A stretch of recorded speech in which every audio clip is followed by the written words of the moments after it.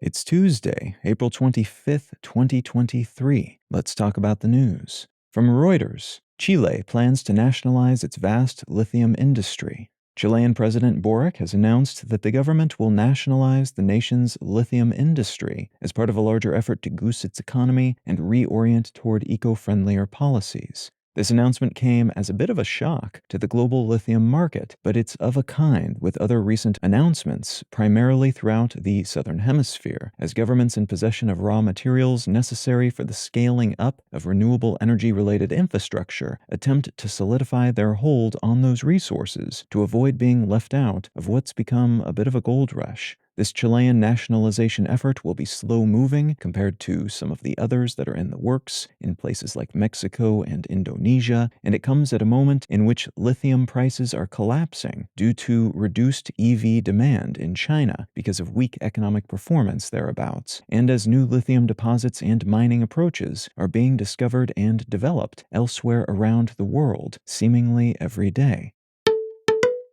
From the Associated Press, stampede in Yemen at Ramadan charity event kills at least 78. At least 78 people were killed and 77 injured during a stampede triggered by an explosion at a charity event in Yemen last week. This event was put on by local business people who, as part of a Ramadan tradition, were giving away about $10 apiece to impoverished people who lined up to receive money and food. The explosion was caused by guards who fired into the air in an attempt to control the large crowd that had gathered, but whose bullets struck an electrical cable, and that explosion caused the crowd to panic, flee, and trample dozens of attendees. That panic, perhaps understandable, in a country that's been stuck in a civil war for nearly a decade. An investigation into this stampede by the Interior Ministry is reportedly underway.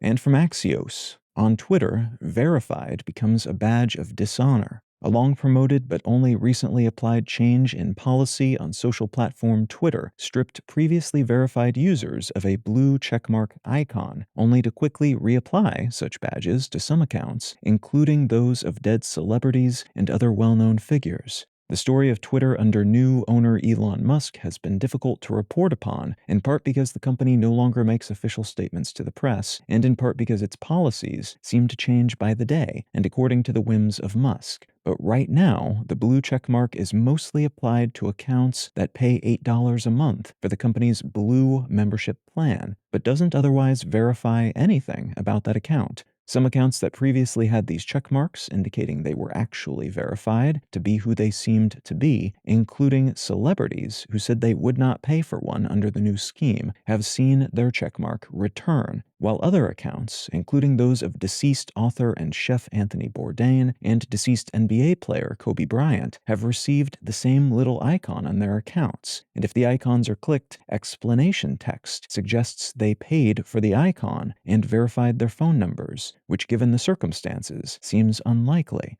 This whole hullabaloo has led to a lot more impersonation and misinformation on the platform, as it's no longer possible to casually verify the account you're looking at actually belongs to the person or entity it claims to be. If you're finding some value in One Sentence News, consider leaving a quick review wherever you get your podcasts and/or sharing the show with a friend. You can find out more about this show or subscribe to the email version at onesentencenews.com, and you can support this and other related projects like the Let's Know Things and Brain Lenses podcasts at understandery.com.